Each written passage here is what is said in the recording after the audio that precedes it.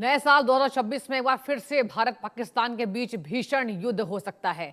दरअसल अमेरिका के प्रमुख think tank council of foreign relation यानी सीएफआर की ताजा रिपोर्ट ने दक्षिण एशिया में युद्ध की आशंकाओं को हवा दे दी है। और बता दें आपको 2026 में चेतावनी ये दी गई है कि जम्मू कश्मीर में बढ़ती आतंकी गतिविधियों के कारण यहां सीमा पार तनाव के चलते 2026 में भारत और पाकिस्तान के बीच एक बार फिर से युद्ध हो सकता है। दरअसल सीएफआर ने 2026 में संभावित संघर्षों पर अपनी रिपोर्ट में उन देशों और परिस्थितियों का आकलन किया है जहां पर नए साल में संघर्ष और युद्ध की संभावना दिखाई दे रही है। सीएफआर की रिपोर्ट के अनुसार कश्मीर में आतंकी गतिविधियां बढ़ने से दोनों देशों के बीच टकराव की संभावना है। और रिपोर्ट में यह बताया गया है कि अगर भारत पाकिस्तान के बीच संघर्ष होता है तो इसका असर अमेरिका के हितों पर भी पड़ सकता है। हालांकि जम्मू कश्मीर में अभी कोई बड़ा आतंकी हमला नहीं हुआ है, लेकिन खुफिया एजेंसियों के अनुसार इस सदी में जम्मू कश्मीर में 30 से ज्यादा पाकिस्तानी आतंकी सक्रिय हैं।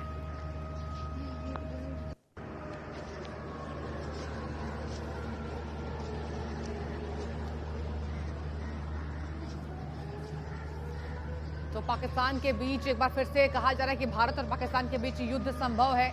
और देखिए यहाँ पर कई रिपोर्ट्स की माने तो एक बार फिर से युद्ध छिड़ सकता है। तो देखिए यहाँ पर जानना जरूरी है कि भारत और पाकिस्तान कितना तैयार। कहा जा रहा है कि सीमावर्ती इलाके में यहाँ घुसपैठ देखने को मिल रहा है। तो देखिए पाकिस्तान के बीच 10 मई को हुए संघर्ष विराम के बाद दोनों देशों में तनाव लगातार जारी है। और क्या 2026 में भारत पाकिस्तान में जंग एक बार फिर से होगा?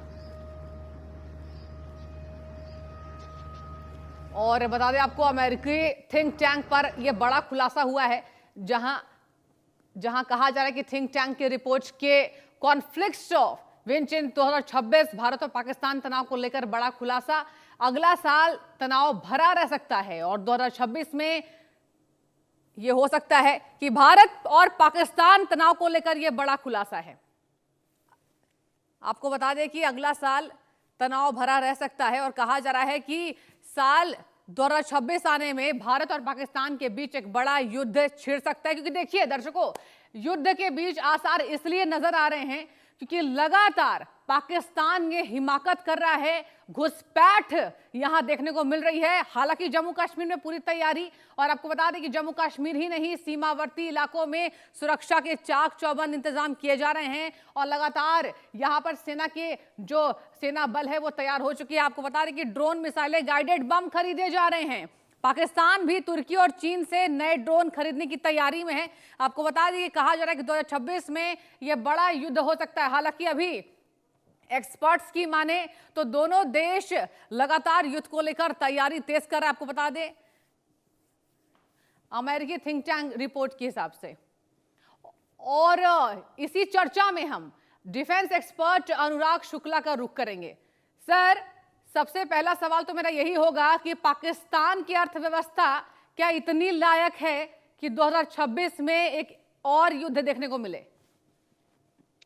नमस्कार जी। सबसे पहले मैं ये आपको बताना चाहूंगा कि युद्ध के मायने अभी चेंज हो गए हैं। हमारा ऑपरेशन सिंदूर जो पहले स्टार्ट हुआ था फेज 1 में, वो अभी भी चालू है। हमने सीज नहीं किया है, केवल उसको पॉज किया है। तो ये पाक के लिए चेतावनी नहीं है, ये क्लियर वार्निंग है कि अगर कोई भी ऐसी हरकत दोबारा होती है तो उसके लिए बहुत सीवियर रिपरकशंस होंगे। और ये बात वो अच्छी तरह जानता है। जहां तक आप इकोनॉमी की बात कर रहे हैं, आज ही सुबह की न्यूज है, आपने सुना होगा कि आज हम वर्ल्ड की 4th लार्जेस्ट इकोनॉमी बन गए हैं, इंडिया। हमने जापान को पीछे छोड़ते हुए आज गवर्नमेंट ऑफ इंडिया ने डिक्लेयर किया कि हम 4th लार्जेस्ट इकोनॉमी बन गए हैं। अगर कंट्रास्ट में देखें, पाकिस्तान की बात करें तो पाकिस्तान के पास तो उठाने के लिए पैसे नहीं है। तो उस सिचुएशन में वो आप एक्सपेक्ट कर रहे हैं कि वो हथियार खरीदेंगे, ड्रोन खरीदेंगे, ऐसा कुछ नहीं है। वो केवल दान की चीजों के ऊपर निर्भर है, जो टर्की से आता है, चाइना से आता है या कुछ और गिने चुने देशों से आता है, जिस चीज की टेक्निकल खामियत हम ऑपरेशन संदूर के फर्स्ट फेज में देख चुके हैं। उनका एक भी मिसाइल, उनका एक भी ड्रोन इंडिया की सरहद को पार नहीं कर पाया है। और हमने उनके एक एक इलाके में जहां जहां हमने जी चाहा उस एयरबेस को हमने उड़ाने में कामयाब रहे हैं।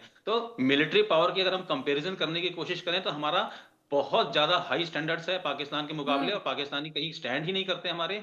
और जहां तक अमेरिकन थिंक टैंक की बात है, तो अमेरिकन थिंक टैंक अपने एंगल से सोचते हैं, वो हमारे एंगल से वो जियोपॉलिटिकल सिचुएशन नहीं समझ पाते हैं। वो अमेरिकन इंटरेस्ट देख रहे हैं। उनका काउंटर क्या है? चाइना। वो सब उनका एम चाइना है। इसी बात पे अगर देखें बांग्लादेश के अंदर जो कू हुआ और बांग्लादेश के अंदर जो आज की सिचुएशन है, जी। उसका सीधा-सीधा रीज़न ये था कि अमेरिकन इंटरेस्ट इन्वॉल्व थे। अमेरिकन वहाँ पे अपना आना चाहते थे, वहाँ पे अपना बेस बनाना चाहते थे, इसीलिए इन्होंने ये सारा काम कराया। हम्म। और आज देखें चटगाँव में उनकी एक एक्सरसाइज़ हो रही है, जहाँ पे अमेरिका के ट्रूप्स आके बैठे हुए हैं। तो अमेरिका जो है वो कोशिश कर रहा है चाइना के आस-पास एक नेकलेस बनाने की, और इसी चीज़ में ये अपने इंटरेस्ट के हिसाब से वो एक नैरेटिव तैयार कर रहा है, जिसमें वो इंडिया और पाकिस्तान या इंडिया और बांग्लादेश के बीच में एक तनाव पैदा करने की कोशिश कर रहा है। ऐसा कोई ग्राउंड पे है नहीं, और हमारी जो पॉलिटिकल पावर है, हमारी जो मिलिट्री पावर है, वो हमारे नेबर पाकिस्तान से बहुत अच्छी है, बहुत ज़्यादा स्ट्रॉन्ग है। लेकिन अनुराग जी, सवाल तो ये भी उठेंगे ना पाकिस्तान पर। बार बार पाकिस्तान को मुंह की खानी पड़ी है, और जब बात भारत की आती है, नए भारत की आ रही है अनुराग जी, तो देखिए घर में घुस के भी हमने मारा है। तो इतनी बार मुंह की खाने के बाद भी पाकिस्तान ये हिमाकत करता कैसे है? जी, उनका पॉलिटिकल और मिलिट्री कंपल्शन है। हाँ। अगर आप पाकिस्तान के अंदर देखें, उनकी इकोनॉमी तो बेहाल है ही है। जहाँ तक उसकी आवाम है, उनके पास कोई चॉइस बची नहीं है। और जब एक नैरेटिव तैयार करना होता है, जब भी जैसे आप जैसे देखें इमरान खान को उन्होंने जेल में डाल दिया, तो कितनी बार भी जब प्रोटेस्ट होते हैं, वो सीधा मिलिट्री के खिलाफ होते हैं, क्योंकि पॉलिटिकल तो उनको हम्म। पता है कि ये डमी सरकार बैठी हुई है। तो हम्म। जब पॉलिटिकल मिलिट्री के पास जाते हैं वो अटैक करने, तो मिलिट्री उनको एक चीज़ समझाती है कि इंडिया आ गया, दुश्मन आ गया, अब सब एक हो जाओ और हमारे साथ पीछे खड़े हो जाओ। हम्म। बार-बार आप देखें, डिफीट होने के बावजूद भी पाकिस्तान आर्मी की जो एक्जिस्टेंस है, पाकिस्तान आर्मी की एक्जिस्टेंस सिर्फ और सिर्फ इंडिया, एंटी इंडिया नैरेटिव पे चल रही है। और जिस बिल्कुल। दिन अगर दोस्त बन जाता है मान लो इंडिया उनका, तो हम्म। पाकिस्तान आर्मी की कोई अहमियत नहीं रह जाएगी। ये बात वो अच्छी तरह जानते हैं। पाकिस्तान आर्मी आज की डेट में सारे के सारे उल्टे काम करती है, व्यापार कर सारे के सारे व्यापार पाकिस्तान में इनके हाथ में है, सब चीजें इनके हाथ में है। तो वो किसी भी तरह से अपनी ढील उनसे देना नहीं चाहती है, और किसी भी तरह से अपना जो अथॉरिटी है उसको लूज नहीं करना चाहती है। इसी रीजन से वो बार बार एक ही चीज दोहराती रहती है, एंटी इंडिया नैरेटिव चलाती रहती है। और अगर कहीं बीच में थोड़ा सा हम्म। लड़ाई जैसे माहौल बन जाते हैं, तो उनको कोई शर्म नहीं आती है। वो हर बार हार जाते हैं और अपने देश को फिर से सुनाते हैं कि हम जीत गए, ऐसा ही बोलते रहते हैं। अनुराग जी, ये भी मैं आपसे जानना चाहूंगी कि क्या पश्चिमी देश इस युद्ध से कुछ फायदा उठा सकते हैं? कुछ ऐसी इनपुट सामने आए अब तक आपके पास कुछ अहम जानकारी? नहीं, पश्चिमी देश का सिर्फ और सिर्फ एक ही मकसद है, अपने हथियार बेचना। उनका पर्पस क्या है? आज की डेट में इंडिया की इकोनॉमी सबसे फास्टेस्ट ग्रोइंग है पूरे वर्ल्ड हम्म। में। हम्म। 6.7 6.3 के बीच में चल रही है। हम्म। पूरे वर्ल्ड में अगर आप देख लें, जितनी भी डेवलप्ड इकोनॉमी है 1.2 और 2 के नीचे हैं। तो हाँ। आने वाले समय में इंडिया एक बहुत स्ट्रॉन्ग इकोनॉमिकल पावर बनने जा रहा है। तो बिल्कुल। सारा वर्ल्ड चाहता है कि हम इनको हम्म। दबाएं किसी तरह से, और यही रीजन है कि मिलिट्री वाइज और पॉलिटिकली वाइज और इकोनॉमिक वाइज वो हमें सप्रेस करना चाहते हैं। और यही रीजन है कि वो इस जनरल थ्रेट यानी साउथ एशियन रीजन में वो चाहते हैं कि थोड़ी सी अनस्टेबिलिटी बनी रहे, ताकि इंडिया आगे ना बढ़ सके। अनुराग जी, यहाँ ड्रोन्स भी खरीदे जा रहे हैं, तो क्या ऐसी अनुमान आप लगा पाएंगे, क्या ऐसी खबरें सामने आ रही है कि आने वाले समय में एक बड़ा युद्ध, ये ड्रोन अटैक वापस से देखने को मिल सकता है? क्योंकि अभी जो जानकारी सामने आ रही है, युद्ध हो सकता है। हालांकि अभी इस पर क्या कहा जाए, लेकिन कुछ इनपुट्स क्या ऐसे अब तक आए हैं अनुराग जी? नहीं, देखो, वॉर वॉर के सिनेरियोज चेंज हो चुके हैं। जैसे मैंने आपको पहले बताया कि जैसे आप बड़े युद्ध की बात करते हैं, जो वर्ल्ड वॉर 2 हुआ था, वर्ल्ड वॉर 1 हुआ था, या किस तरह के ठीक है कोई युद्ध आने वाले समय में नहीं होने वाले हैं। अनुराग जी, आजकल बने रहिए। 27 ट्राइब्स एक हो और गए हैं। मेहमान से आपका तारुफ कराऊंगी, संजीव श्रीवास्तव जी, डिफेंस एक्सपर्ट, विदेश मामलों की जानकार। संजीव जी, एक बार फिर से वही सवाल मैं दोहराऊंगी। बार बार मुंह की खाने के बाद, बार बार शिकस्त होने के बाद, हार होने के बाद पाकिस्तान फिर से कैसे तैयार हो जाता है? क्या अपनी लुटिया डुबाना चाहता है पाकिस्तान? डूबी हुई है, लेकिन क्या जो थोड़ा बहुत बचा कुचा है, क्या वो भी समाप्त करने वाला है? संजीव की क्या कहेंगे?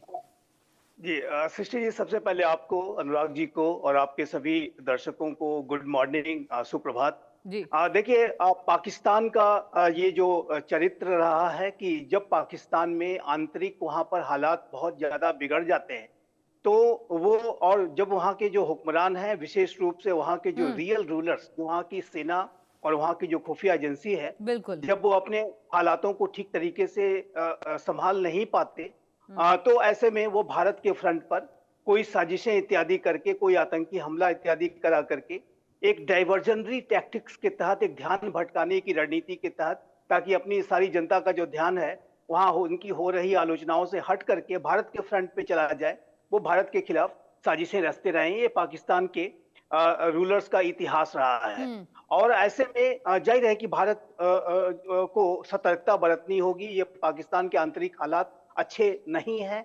पाकिस्तान में चाहे वो आर्थिक स्थिति हो, चाहे वो सामरिक सुरक्षा संबंधी स्थितियां हो, चाहे वो राजनीतिक स्थिति हो, सभी जो है दयनीय स्थिति में है, डवाडोल है।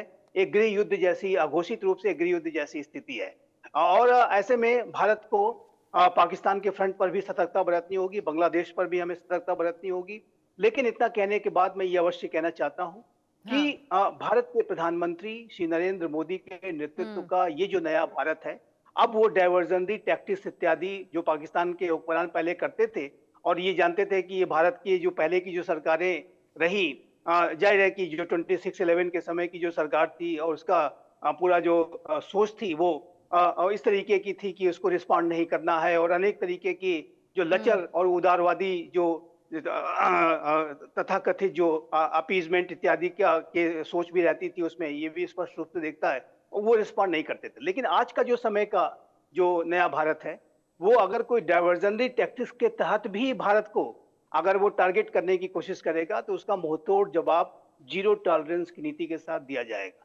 ये बात बहुत जी। स्पष्ट है। पाकिस्तान के हुक्मरानों को ये बता दिया गया है कि यदि आपने भारत का दुरुपयोग करने की कोशिश की, इवन कि हम जानते हैं कि आप डाइवर्जनरी टैक्टिक्स इस्तेमाल करते हैं, लेकिन वो भी नहीं चलेगा। अगर वो भी करने की कोशिश करेंगे तो और भी बड़ा शक्तिशाली जवाब इस बार मिलेगा। अभी ऑपरेशन सिंदूर जारी है, ये खत्म नहीं हुआ है। और ऑपरेशन 2.0 जो सिंदूर, ऑपरेशन सिंदूर 2.0 जो होगा, उसमें हमारे प्रधानमंत्री ने इसको स्पष्ट कर रखा है कि न सिर्फ आतंक के मरकजों को, आतंक के ठिकानों को मिट्टी मिलाएंगे, बल्कि पनाहगारों को भी नहीं छोड़ेंगे। तो ये बात है। तो ये भारत बदल चुका है। देखिए 2026 अब आ गया कल से, लेकिन इसमें पाकिस्तान के लिए बुद्धिमत्तापूर्ण यही होगा कि वो अपने हालातों को अंदर संभालें।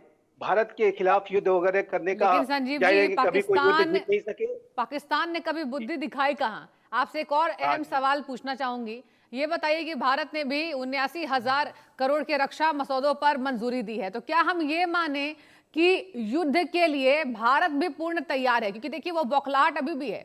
मतलब जिस तरीके से पहलगाम अटैक हुआ था, केंद्रीय गृह मंत्री या प्रधानमंत्री की मैं बात करूं, खुले मंचों से कहा था छोड़ेंगे नहीं, और देखिए फिर से हिमाकत, अब चीन सपोर्ट कर रहा है पाकिस्तान को।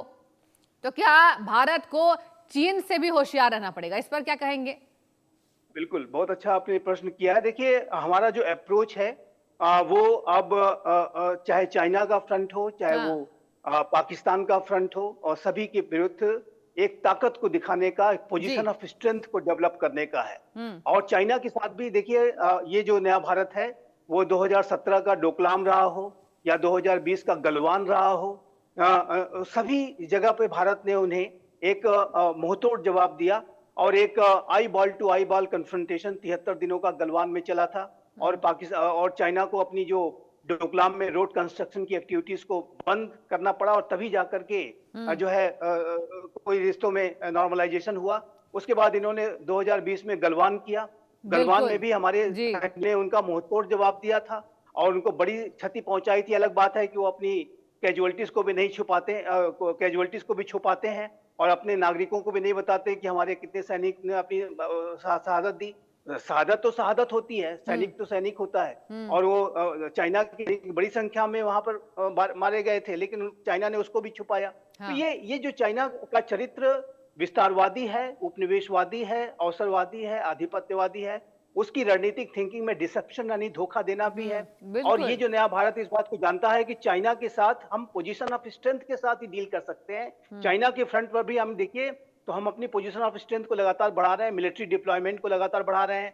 डिफेंस एक्विजिशन काउंसिल ने जो नए एक्विजिशन की बात कही, जिसकी आपने अभी चर्चा की, ये स्पष्ट रूप से दर्शाता है कि चाहे वो सबमरीन्स हो, चाहे वो Pinaka multi barrel rocket systems हो, या राफेल फाइटर जेट्स हो, या अनेक ऐसे हाइपरसोनिक वेपन्स इत्यादि को भी हम लगातार डेवलप कर रहे हैं। और अपनी जो ताकत है, मिलिट्री जो प्रोविस है, उसको लगातार बढ़ाते जा रहे हैं, उसको डिप्लॉय भी कर रखा है। ठीक है। दूसरा, बॉर्डर एरियाज का इंफ्रास्ट्रक्चर डेवलपमेंट प्रोग्राम तेज गति से आगे बढ़ा है। बीआरओ, बॉर्डर रोड ऑर्गेनाइजेशन ने बहुत ही शानदार कार्य किया है। लगातार जो बीआरओ इसके लिए बधाई का पात्र है। और बीआरओ ने तो अब ऐसी ऐसी सड़कें बनाई हैं कि 18,000 फुट तक की ऊंचाई की Guinness book of the world record में वो सड़कें शामिल हैं। और ये चाइना उससे भी दबाव में रहता है। तीसरा, जो इंटरनेशनल कोलैबोरेशन है वो भी हम गहरा करते जा रहे हैं। क्वाड का जो भविष्य है मेरे असेसमेंट के मुताबिक उज्जवल है।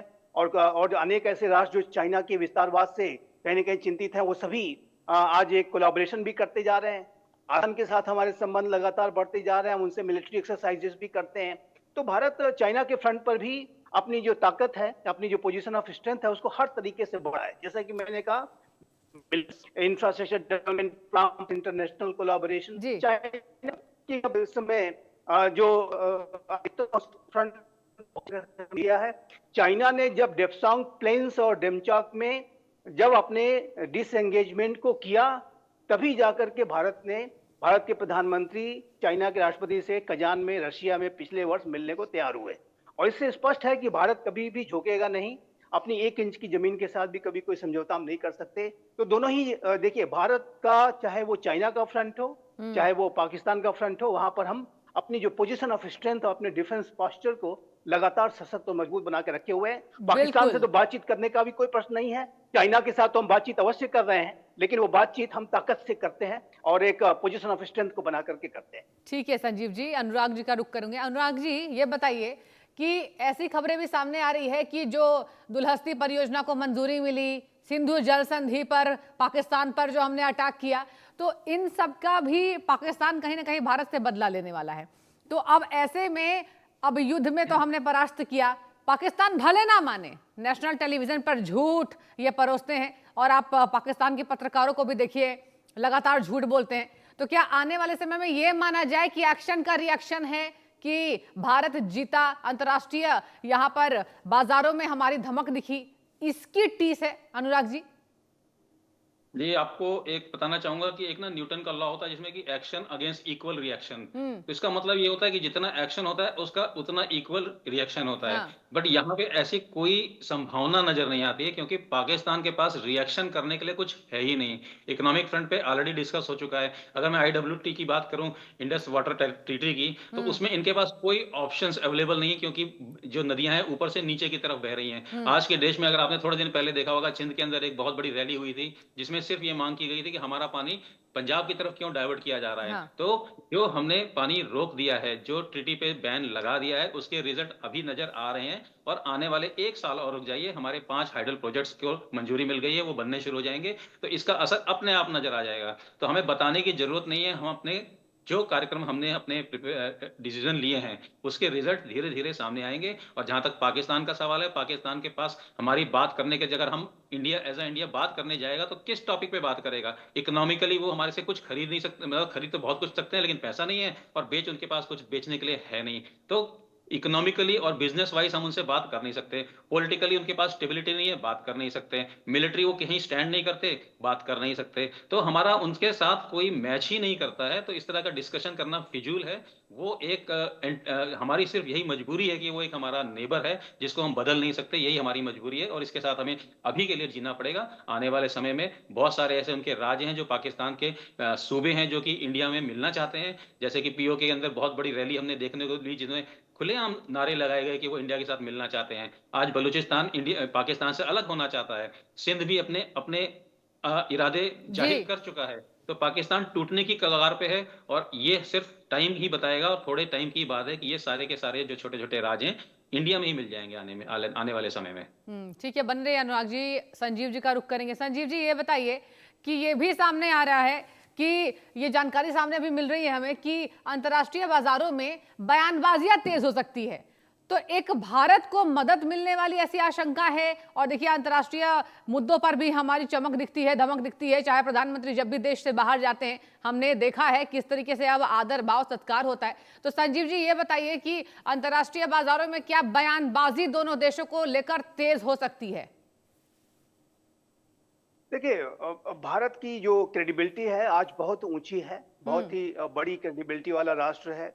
विश्व की सबसे अधिक जनसंख्या वाला राष्ट्र तो है ही। हाँ। साथ ही साथ विश्व की सबसे तेज गति से बढ़ती हुई मेजर इकोनॉमी भी हम है वर्तमान समय में।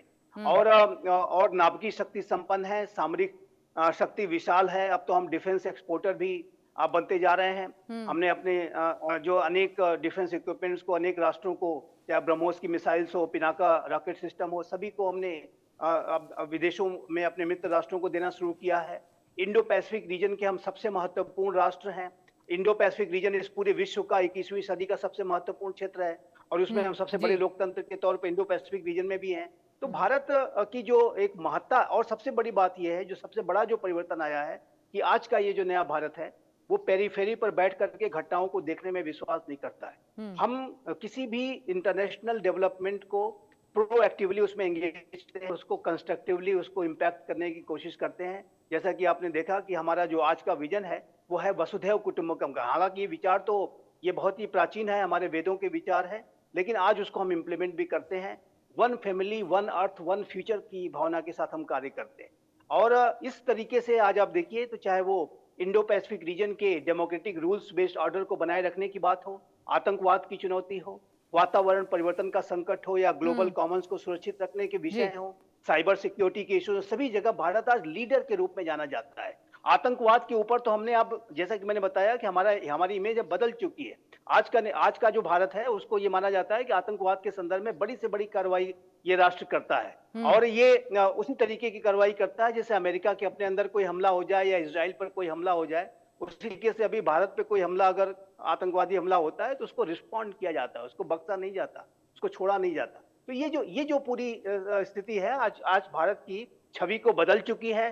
प्राइम मिनिस्टर श्री नरेंद्र मोदी की छवि एक विश्व नेता की है, विजनरी लीडर जाहिर की से। है। जी।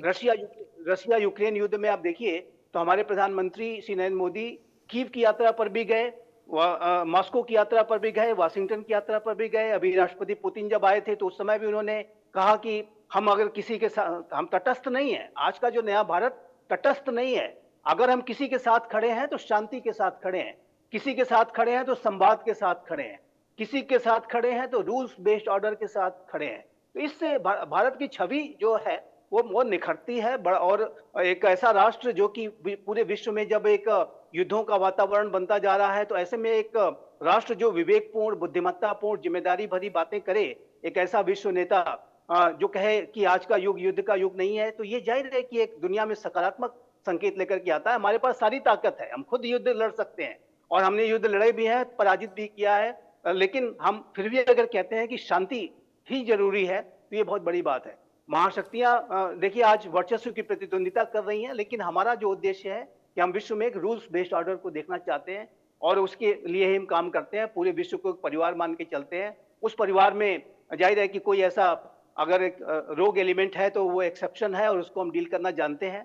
तो ये ठीक जो है। सारी जो सिचुएशन है वो भारत के एक जिम्मेदार नेतृत्व को दर्शाती है। तो जो अंतर्राष्ट्रीय समुदाय में कमेंट्स इत्यादि अगर कहीं कोई आएगा तो वो भारत के लिए सकारात्मक ही आएगा। अगर कोई नकारात्मक कमेंट कहीं आएगा तो वो चाइना और पाकिस्तान जैसे राष्ट्रों के लिए ही आएगा। ये मैं इसको मैं देखता हूँ इस तरह से। संजीव जी, आपने बड़ी अच्छी बात कही, शांति हमेशा भारत चाहता है, लेकिन इसी पर मैं सवाल लेना चाहूंगी अनुराग जी से। अनुराग जी, पाकिस्तान के पत्रकार कह रहे थे कि हम अब शांति के राह पर चल रहे हैं। आपने क्यों मीडिया रिपोर्ट्स में ये दिखाया है कि भारत पाकिस्तान के बीच तनाव है, तो वो मानने को तैयार नहीं होते हैं कि पाकिस्तान लगातार ये हिमाकत करता है और गुप्त तरीके से हमेशा घटनाओं को अंजाम देते हैं, आतंकवाद को पालते हैं, लेकिन मानने को तैयार नहीं होते। क्या एक ऐसा समय आएगा जब पाकिस्तान हर मोर्चे पर यहां पर पिछड़ता नजर आएगा? अनुराग जी बताइए, सबसे बड़ी ताकत अभी फिलहाल आपको भारत की क्या नजर आती है? जी, सबसे बड़ी ताकत जो भारत की है वो भारत की इंटेलिजेंस है। आज से जब से ऑपरेशन सिंदूर 1 हुआ था, तो हमने जो इनिशियल 7 टारगेट चुने थे, उन लोगों ने कभी एक्सपेक्ट भी नहीं किया था कि ये हमें पता है। सेकंड थिंग, वो तो बहुत दूर की रिमोट बात थी कि हम उस पे अटैक कर देंगे। लेकिन इसके बावजूद ना केवल हमने आइडेंटिफाई किया और बिल्कुल पिन पॉइंट स्ट्राइक किया, उसके सिर्फ 2 महीने बाद जब इन्होंने सारे आतंकवादी रीलोकेट किए और दूर-दूर रिमोट एरिया में ले जाके छोटे-छोटे कैंप बनाए हैं। आज की डेट में हमारे को उन सारे कैंप की प्रिसाइज जानकारी है। तो जो हमारी सबसे मजबूत पावर जिसे बोलेंगे, सॉफ्ट पावर कह लो या जैसे जो इस पावर को भी, वो है हमारी इंटेलिजेंस। तो सिंस पाकिस्तान से खड़े होके कोई भी नैरेटिव गढ़ना चाहे और कोई पत्रकार कुछ कहना चाहे, बहुत वेलकम है और हम भी विश्वास रखते हैं कि वो शांति की राह पे चलते रहें। हम उनका वेलकम करते हैं, ठीक है। लेकिन उनको ये पता होना चाहिए कि हमें आपके ग्राउंड में क्या चल रहा है उसकी पूरी जानकारी है।